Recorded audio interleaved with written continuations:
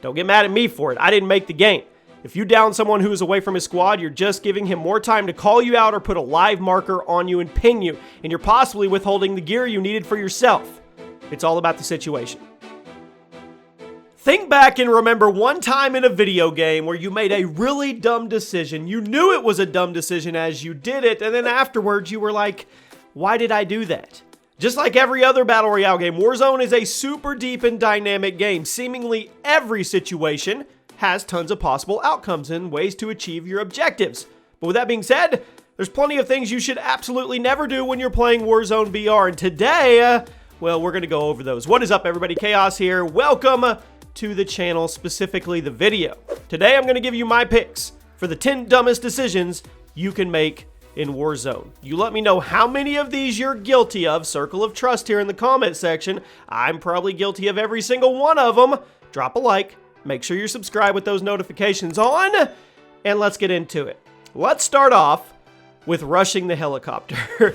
Now, this is something a lot of players do without actually understanding how to do it properly, and it sometimes ends up poorly.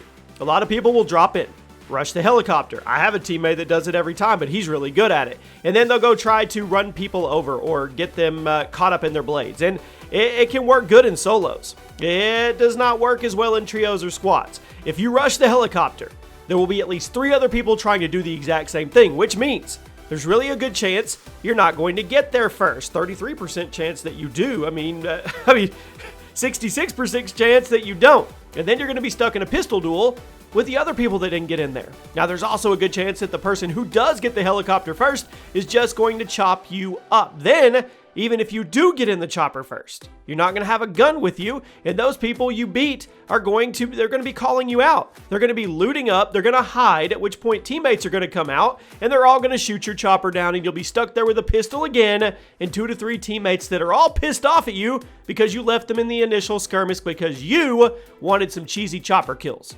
It's not worth it. In solos, you can make it work. But in trios and quads, just leave the chopper for somebody else, go get a gun like a normal person, and go about your business. At number 9, this is going to sound so simple, but hear me out. Standing still. I know, it's a general rule of thumb in any Battle Royale game, but standing still is not a good idea. Be it whether you're healing, looting, checking your inventory, lining up a shot, anything. You should never, ever, ever be standing still in Warzone. If you're looting, just move around a little bit. Just jiggle a little bit. If you're lining up a shot, strafe while you're doing it. If you're healing, please either wiggle around or find a bush to prone in or keep running. Standing still in Warzone is a death wish. It really is, because of how prominent snipers are and how easily someone can just pop you if you give them the chance. Always be moving in one way or another so you can't get punished just for playing the game. This next one, everybody's guilty of. I don't care what you say. If you say you're not, you're lying. Looting bodies right away. If you run up and you kill someone close range, or you get a 2-piece or a 3-piece, now there's obviously nothing wrong with looting up since you're there. But if you snipe someone, or maybe you M4 them from 100 meters, you should probably look around for a few seconds before you just run over and start going through the pile. I know, you get excited. I do too, when there's all kinds of loot on the ground that you caused. Now you know, third parties are everything in Warzone because the armor situation can be a little time consuming. You should always be on the lookout for people ready to third party your fight. So if you kill someone close range, I get it. Move up, loot them, go on. But if you kill someone from a little bit of distance, it's probably a good idea to wait a few seconds and make sure nobody was watching you do this, and then you just beeline over to the loot, and then they kill you, and then they get double the loot, because you're probably about to get an HDR to the back of the head once you start picking all the stuff up. The next dumb decision is easy. It's checking your phone. Now, I don't know what it is about Battle Royale games, but whenever you go sit in a bush to check your phone, you're probably going to get shot. Maybe that's just part of the game code. I don't know. If it detects you checking your phone or putting your controller down, maybe it alerts nearby enemies to your location. For whatever the reason, don't check your phone when you're still alive. If you're waiting for the gulag or a respawn, go for it. Check those texts. Do what you have to do. Make your posts. But if you die while checking your phone, your squad is never going to let you hear the end of it, and it's not worth it. And of course, you're going to lie. You're not going to tell them you were looking at your phone as opposed to helping the team out, right? Next up is not taking a loadout. Look. I don't care if you have the guns you want. I don't care if the loadout is 30 meters away. If there's a loadout drop nearby and you don't have perks, go over there, grab the loadout, get the perks, and then pick the guns up that you had back up. It's a no-brainer. I've seen so many people pass up on loadout drops because they're happy with the guns they found on the floor. They are seemingly totally unaware of the fact that the guns aren't the only thing that you pull from a loadout drop. Now, I'm not saying go 400 meters out of your way to get a loadout drop, but keep an eye on it. And if one drops nearby you, take a few seconds, grab it, get your perks, and then pick your guns back up. You never know when you're really going to need EOD or Ghost, so it's better to be safe than sorry. Don't be looking at the loadout drops just as a gun dispenser. Remember, the other stuff they carry is equally as important in Warzone, especially in the late game. At number 5, running tracers. Now, tracers are those things that make your bullets go red or green in whatever color you bought in the store. And some people don't even know they're a thing, and they see somebody shoot them, they're like they're hacking. Now, this doesn't apply to top level players, okay? Because I know a lot of the best players, YouTubers, streamers, pros, they run tracers. They can get away with it. Their skill is good enough to get away with it. For everybody below that threshold, I mean, they're cool. They don't make a big difference in multiplayer. But in Warzone, the coolness factor mostly isn't worth it. By running tracers in BR, you are literally just painting a giant target on your back and your teammates every time you fire, because you're making it way easier for people to track where your shots came from. If you fire a normal bullet into the distance, there's a good chance people won't even notice it.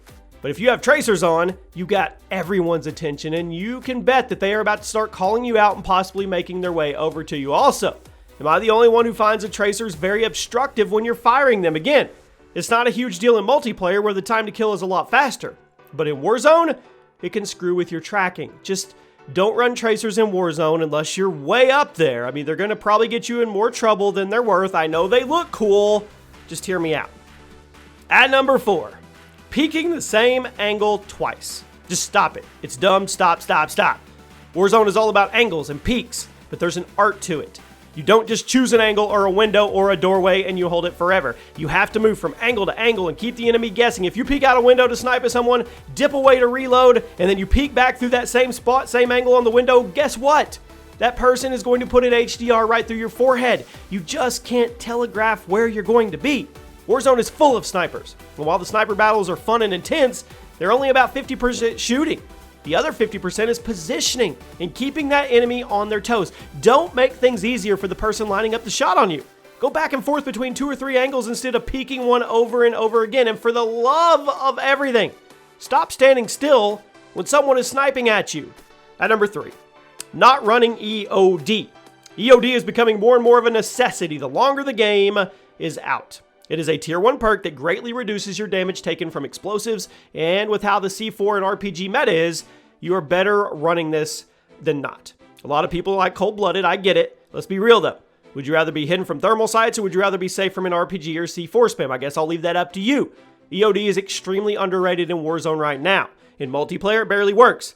But in Warzone, it's fantastic, and it will save you the frustration of working to get a top 10 only to die to someone sitting in a corner with an RPG and a munitions box and just spamming you. Drop cold-blooded, start running EOD on everything, and let me know what you think.